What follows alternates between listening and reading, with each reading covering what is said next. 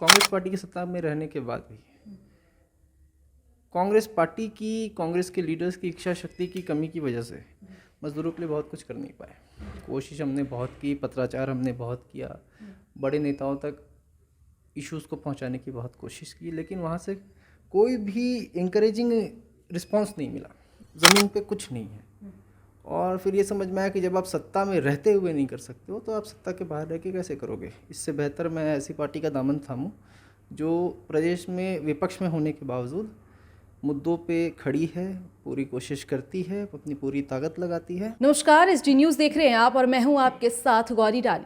चुनाव से पहले दल बदलना आम बात है, लेकिन अगर कोई युवा राजनीति में आता है तो वो इस लोभ में नहीं आता है कि उसे पार्टी टिकट देगी या फिर वो कोई पोस्ट चाहता है। वो किसी को आइडल समझकर पार्टी के साथ जुड़ता है और ये चाह रखता है कि वो समाज सेवा कर सके।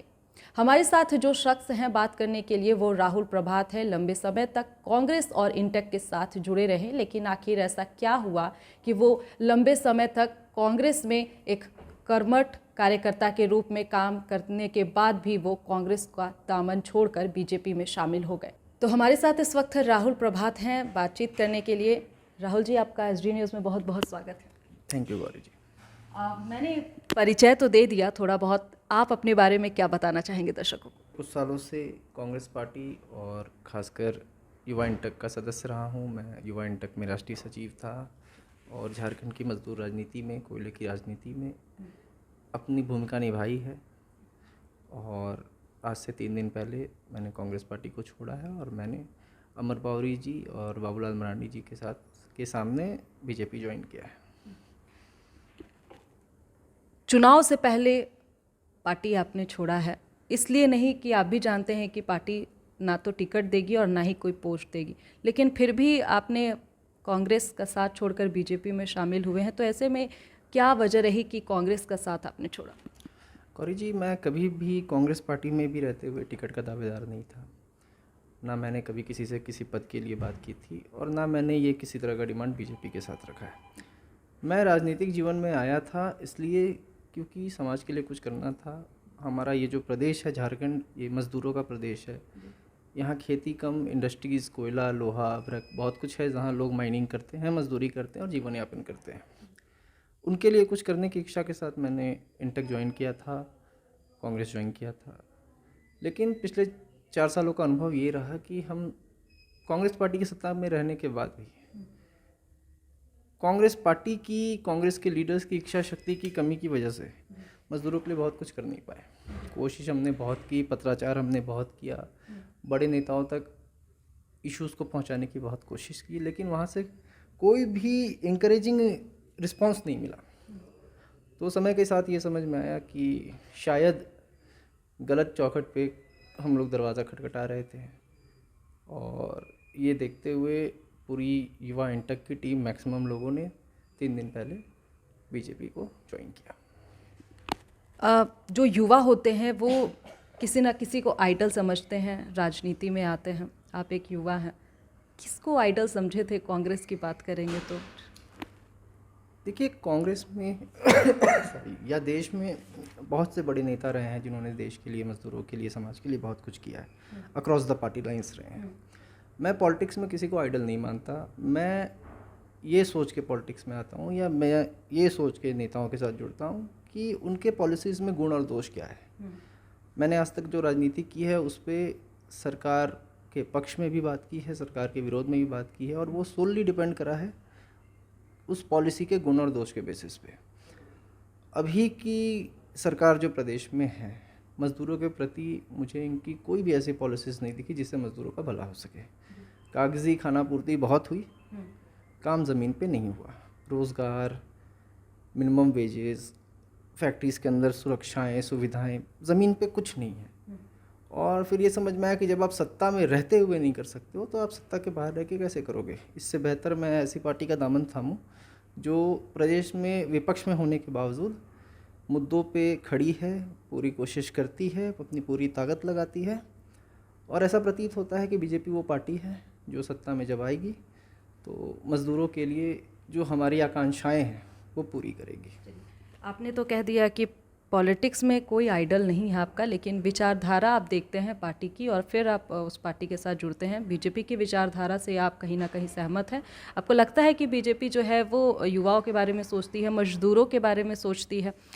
झारखंड में बीजेपी की बात करेंगे तो फिलहाल बीजेपी कमज़ोर नज़र आ रही है। शायद यही वजह है कि दूसरे दल के नेताओं को अपने में शामिल कर रही है।